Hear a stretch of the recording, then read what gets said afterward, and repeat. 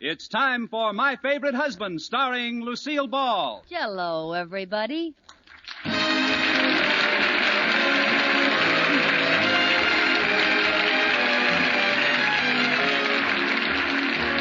Yes, it's the new Gay Family series starring Lucille Ball with Richard Denning, brought to you by the Jell-O family of desserts. Jell.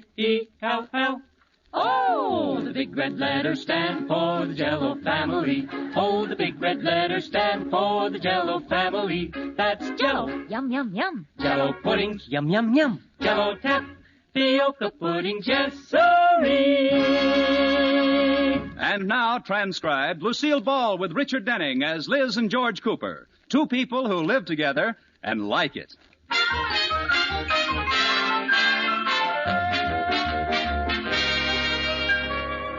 And now, let's look in on the Coopers. It's evening, and in the living room we find a strange sight. On the floor, completely covering the rug, is a sea of papers, scissors, paste, wastebaskets, and snapshots. And in the middle, like a small island, is Liz Cooper with a scrapbook on her lap. Liz, aren't you through working on that scrapbook? I thought we were going to a movie. We are. I'll be ready in a minute. Well, honey, can't you do that later? You know how I hate to come in after the movie has started. So you missed the first 3 minutes. What's the difference? It's always the same. MGM presents. Oh,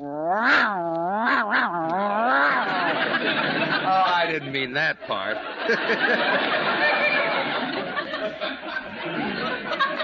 Well, I'll be ready in just a second, honey. I only have about 4 more things to paste in our scrapbook. Well, hurry up. Well, I am hurrying. Now, what did I do with that? Oh, you're standing on it, dear. Lift your foot. What's that? That's a picture of the car we bought last year. Let's see. Oh, this picture must have been taken before you started driving. It's got 4 fenders. Now, George, I couldn't help what happened. All I did was forget to turn and went straight. Would have been all right if we weren't on a dead-end street. That was such a beautiful car. I miss it. You know, it's still stuck in that house, Liz. It is? I'll bet they're the only people in town with a new Hudson in the kitchen. I'll never forget the day I taught you to drive. Yeah, you're laughing now, but you weren't laughing then. Well, I'm more mature now. I aged 10 years that day. Now, I thought I did real well. Remember, you took me out and...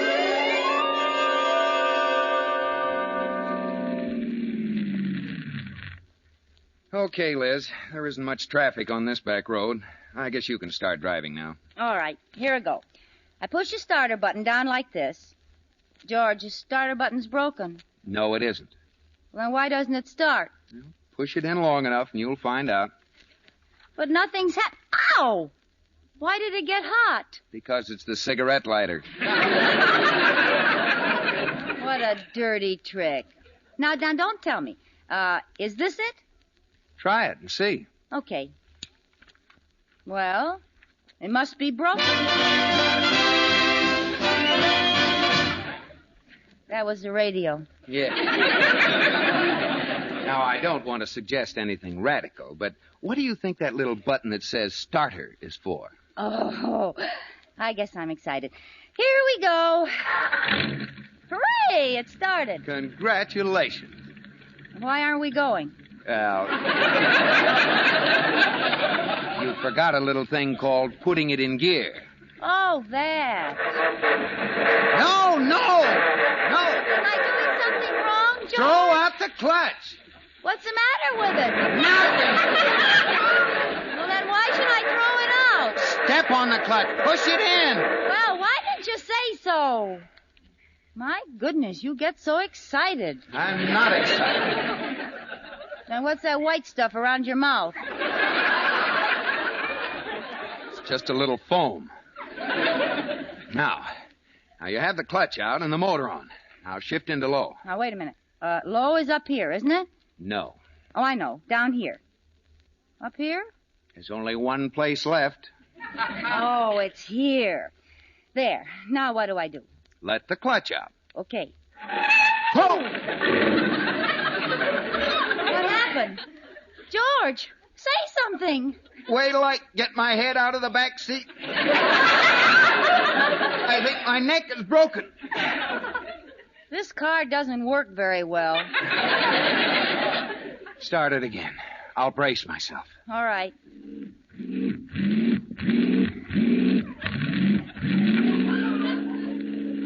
How am I driving, George? Fine, except for one little thing. What's that? You're driving on the wrong side of the road. Well, what's the difference? There aren't any cars coming. Oh! As a favor to me and the insurance company, will you please pull over? Well, I'd be delighted. Well, go ahead. Here comes a car. No, wait. Stay on this side. He's going around you.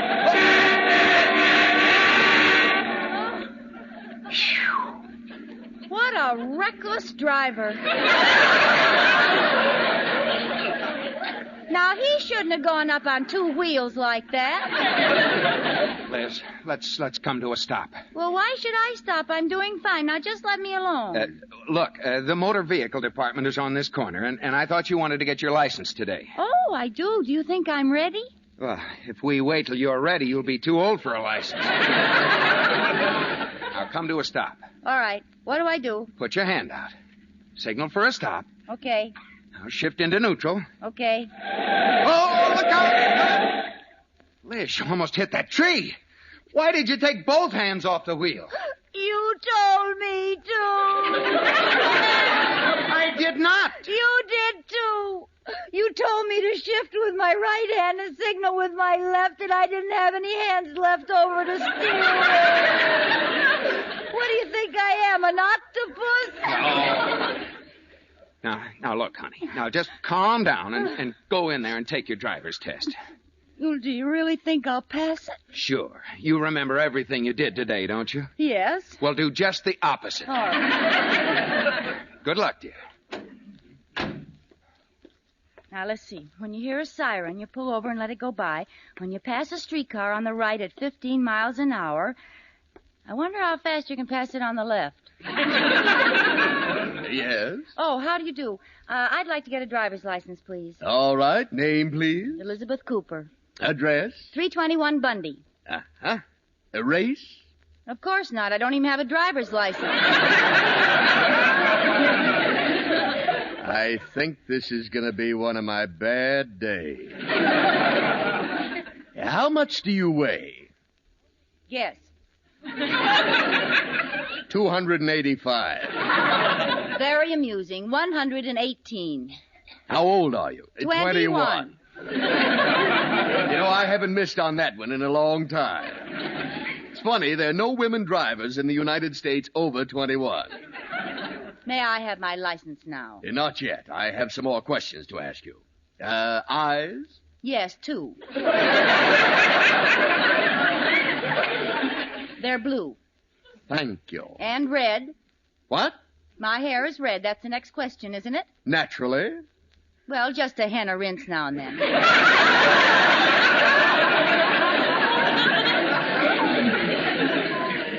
And now for the fingerprint. Give me your right thumb, please. What for? I want to hitch a ride home, and mine is tired. I'm going to take your thumbprint. I don't want to put my thumb in that dirty old ink. Now, this won't hurt a bit. Just No, give me I your don't right hand want and we'll to. put it in the ink.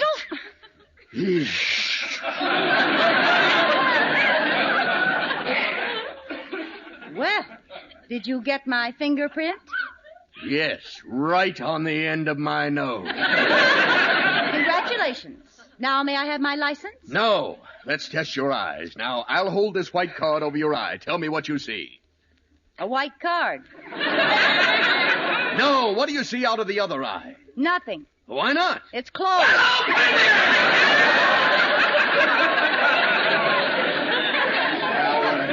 Read those letters on the wall over there. Okay. M-E-N. Not on the door!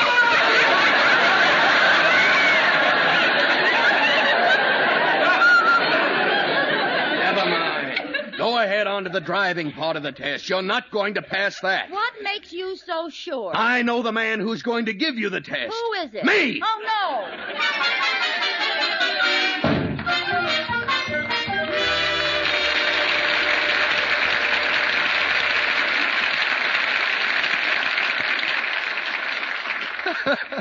Oh, I I can't understand it, Liz. If you made that fellow so mad, why did he give you a license? Well, as soon as he saw how I drove, we made sort of a bargain. He said he'd give me my license if I'd let him out of the car. I'll make a bargain with you. Let's go to the show. Yeah, all right, George. We'll go right... Oh, look what I found. What now? The best thing in the whole scrapbook. What? A recipe for how to fix Jell-O. I heard it on the radio one night and I wrote it down. Made such an impression on me, I can almost hear them doing it right now. Jell. Oh, the big red letters stand for the Jell-O family. Oh, the big red letters stand for the Jell-O family. That's Jell-O. Yum, yum, yum. Jell-O puddings. Yum, yum, yum. Jell-O tapioca puddings, yes, sirree. And there's a grand and glorious holiday weekend coming up, so here's a grand and glorious Jell-O party dessert that you can make up easily ahead of time, called Raspberry Bavarian Pie. Just dissolve 1 package of raspberry Jell-O in 1½ cups of hot water and add a dash of salt and chill. When slightly thickened, fold in 3/4 cup of cream whipped and turn into a baked pie shell. Chill until firm. As gay and cool and cheerful as vacation. Rich rose-red raspberry Jell-O and whipped cream, chilled icy cold in a crisp pie shell.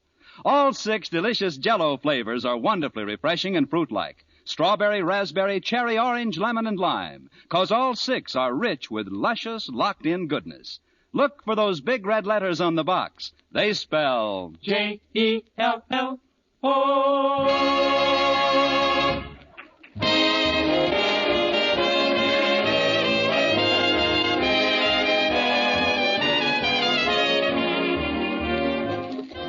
And now, back to the Coopers. 2 hours ago, Liz and George started to go to a movie, but they were sidetracked by a scrapbook that Liz was pasting things in.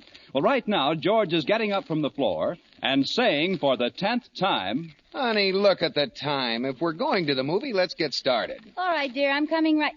Oh, George, remember that affidavit you made me sign? What are you talking about? Look, I, Liz Cooper, solemnly swear that I will not interrupt any of my husband's stories, even if I've heard them 100 times.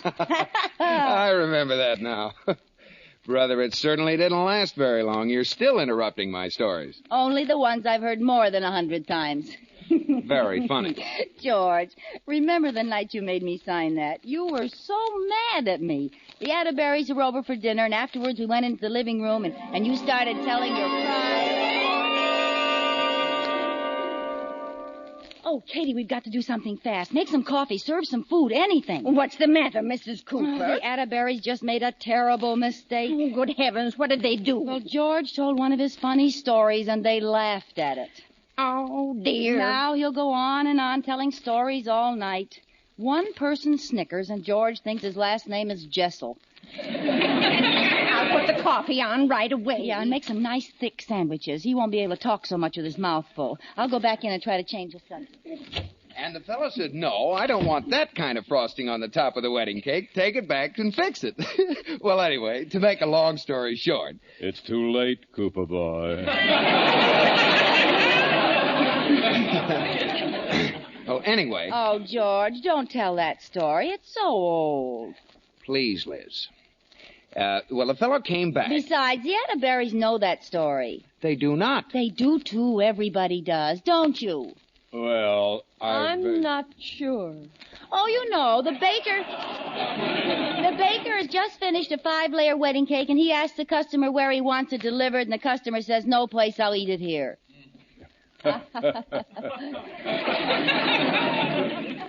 No, we hadn't heard it. Oh, I apologize, George. They haven't heard it. Go ahead and tell it. Thanks a lot. Well, I thought they'd heard it. Maybe this will teach you that the stories I tell aren't as old as you think they are, and everybody hasn't heard them. Yes, George. Oh, if you think that was funny, Mr. Atterbury, did I ever tell you about the time... Katie's fixing sandwiches and coffee for all of us. Oh, that'll be nice, Liz. Splendid, yes, like that, like sandwiches, rye bread. Well, it's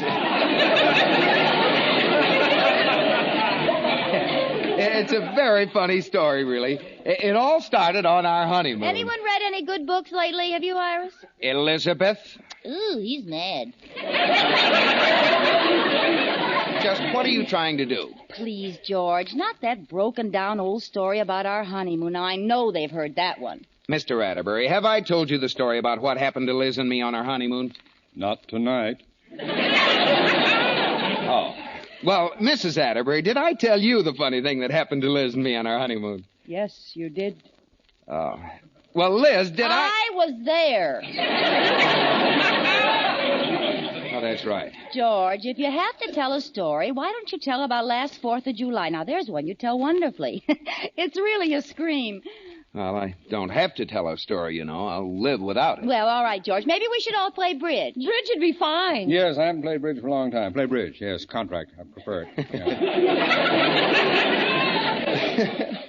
Yeah. Last 4th of July was pretty funny at that. As you were, bridge players. Liz? Go ahead, George. It's a very funny story, and I'd like to hear it again. Go ahead. Well, the Smiths and the Sturms were going on a picnic with us. Well, we started out that morning about, 10 o'clock, and we It took was along... 12 o'clock. It was 10 o'clock. It was 12 o'clock. Well, what's the difference? 2 hours. I mean to the story. It does make a darn bit of difference. It does, too. That's why we were late, and Well, I don't want to spoil the story. Go ahead. Anyway, we got to the picnic grounds and... The cars. Don't forget the cars. Oh, that's right. Well, there were 3 cars. I was first, Howie Sturm was in back of me, and Bill Smith was driving the last car. Oh, you're ruining the whole thing. Would you like to tell the story, Liz? No, but I'm just helping you to tell it right. Howie was first, Bill was second, and we were last. Maybe Bill was first, you were second, and Howie was last. Rudolph. Well, it is. It was the only combination left. No, Rudolph, there's one more. It might have been Bill first, Howie second. I take it back. We all went in the same bus. Well, that's the coward's way out. Anyway, we got to the picnic grounds about 2 o'clock. Don't look at me. I'm not going to say anything more. Good. I'm not going to tell you what you left out. We got to the picnic... Did you have to say that, Liz? I didn't open my mouth. What did I leave out? Nothing. Go on. Finish your story. Well, we spread the food out, and it started to rain. It poured. So we all ran for the car, and when we got there... Well, what happened, boy? What's the matter, George? Oh, you interrupted me so much I forget how it ends. Oh, you're a wonderful story.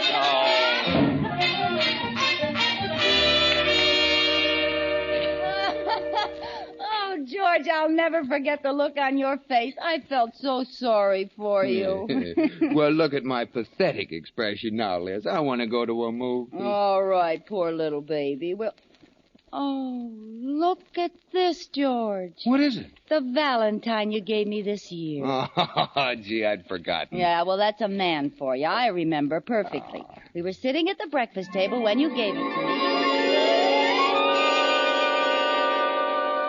Oh, George, this Valentine is beautiful. You know the real reason I like Valentine's Day? Because it's such a good excuse to be all mushy and gushy about you. Yeah? What's your excuse the other 364 days? You're mushy all the time. Yeah, but on Valentine's Day I can be mushy and loud. I love you, George! Liz, keep quiet. I love you, George! What about Katie? Katie loves you too, George! What about the lady next door?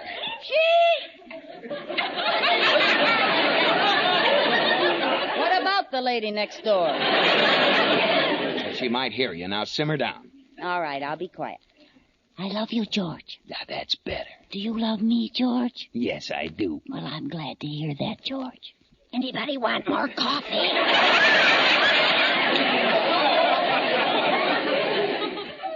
No, thank you, Katie. What are we whispering for? Oh, it was just a joke, Katie. We were kidding about Valentine's Day. Kidding? Mm-hmm. Oh, you should never joke about Valentine's Day. Oh, it's a beautiful occasion. Why, Katie, I think you have a boyfriend. Well, I've written a Valentine poem, and I'm going to give it to... To whom? I'm going to give it to... Is that his first or his last name? Oh, Mrs. Cooper, it's for Mr. Dabney, the butcher. Oh, old heavy thumb. Is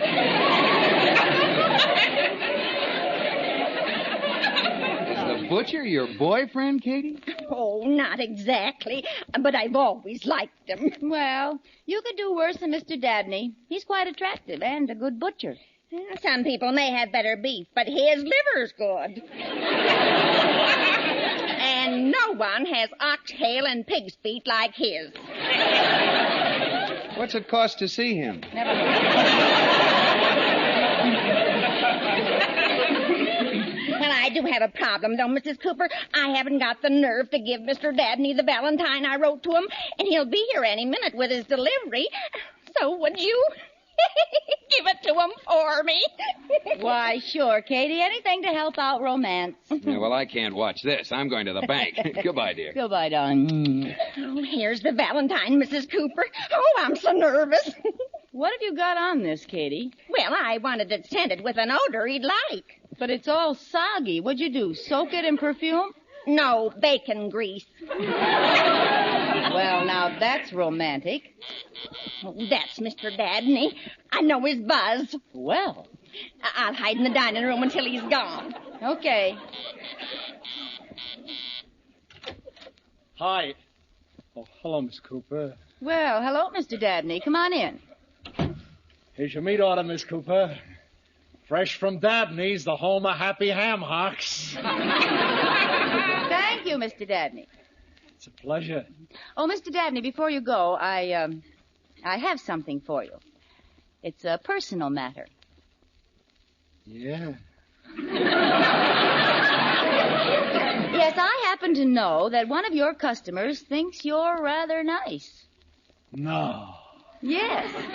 She's been too bashful to tell you, but since this is Valentine's Day, she wants you to know she likes you a lot. You know something, Miss Cooper? What? I like you a lot, too. Oh, no. Now, wait a minute. I'm not the one. You're still bashful, eh? You little minx, you. Oh, just a second now. I'm speaking for someone else. What's that you're hiding behind your back? Oh, how did I get mixed up in this? Well, here, this will straighten things out. It's a Valentine. Oh, Miss Cooper, I feel like such a heel. I ain't got one for you. Oh, now stop this nonsense. If I'd have only known, I'd have brought you a heart-shaped piece of salami. Never mind. Look, just read this Valentine and you'll see what I'm trying to tell you. All right. Liz.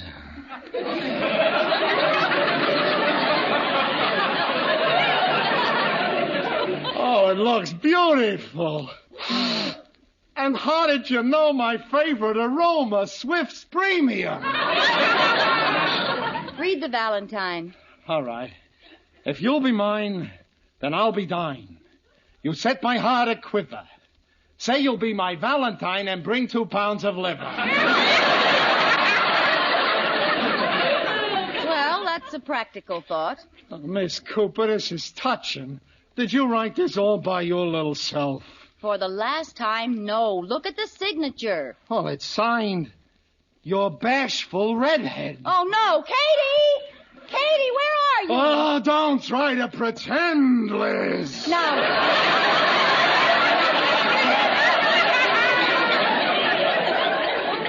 you stay on that side of the kitchen table and listen to me. Katie wrote this. I didn't. Don't try to fight this thing. It's bigger than both of us. Now, stop talking like that, Mr. Dabney. What about Katie? She's bigger than both of us, too. Oh, Miss Cooper, I admired you for years. Each little lamb chop you bought, I personally put the pants on. Come here, you bashful redhead. You listen to to me. Katie has red hair, too. We're both redheads. Katie's the one for you. Listen, two houses may have red roofs, but you don't pick the one with the sagging foundation.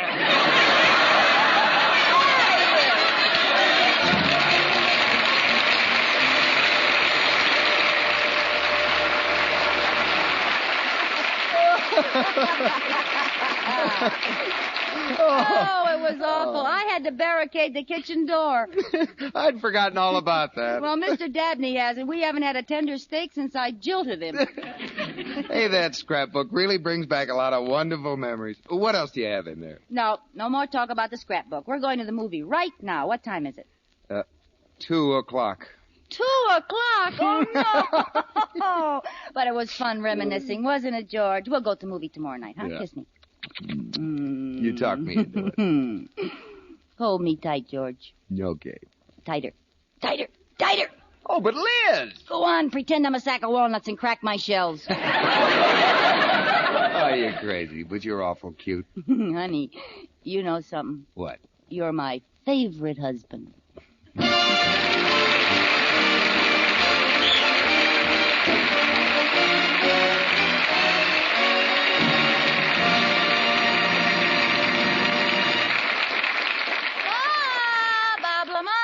Yes, Lucille. What'll you have? Jello, please. But let's sing about it like we did last week, huh? That was fun. Okay, what song shall we sing? Oh, doesn't matter. I can't carry a tune anyway. Oh, how about row, row, row your boat? Okay. Jello. Gently down the strime. Strime? Don't ask questions. Just keep going. Now you sing it. Okay, you're the boss. Jello, gently down the strime. The flavors of strawberry, raspberry, cherry, orange, lemon, and lime. It doesn't make any sense, but it comes out all right. Oh, it makes wonderful sense, Lucille. No matter how you arrive at Jello, you're in for a treat because all 6 delicious Jello flavors are rich and refreshing with locked-in goodness. Flavors locked right in so it can't get out until your first luscious spoonful. Oh, Bob, you're a regular encyclopedia Jello Annika.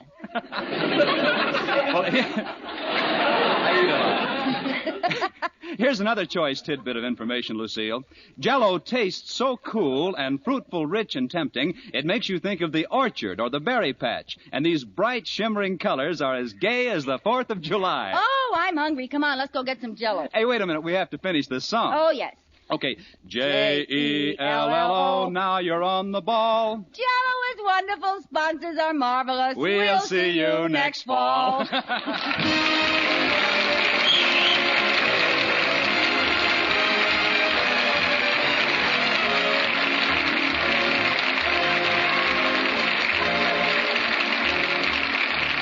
You have been listening to My Favorite Husband, starring Lucille Ball with Richard Denning, and based on characters created by Isabel Scott Rorick. Tonight's transcribed program was produced and directed by... Wait a minute, Bob. This is the last show until fall, and I want to get into the act and say thanks to our director, Jess Oppenheimer, and Madeline Pugh and Bob Carroll, Jr., who wrote the scripts with him. And thanks to Marlon Skiles for his original music, and Wilbur Hatch, who conducted the orchestra, and Ray Lithgow, our engineer, and Clark Casey for his fine sound effects. And a million thanks to Richard Denning, who just is George Cooper, and Ruth Parrott, who plays the part of Katie, and the Atterberries, Gail Gordon, and Bea Benaderet, and Frank Nelson, and Hans Conried, and you, Bob Lamont. And those wonderful Jello people who played the part of the sponsor and are just as nice as the desserts they make. We'll all be back on the 2nd of September. Goodbye, everybody, and thank you.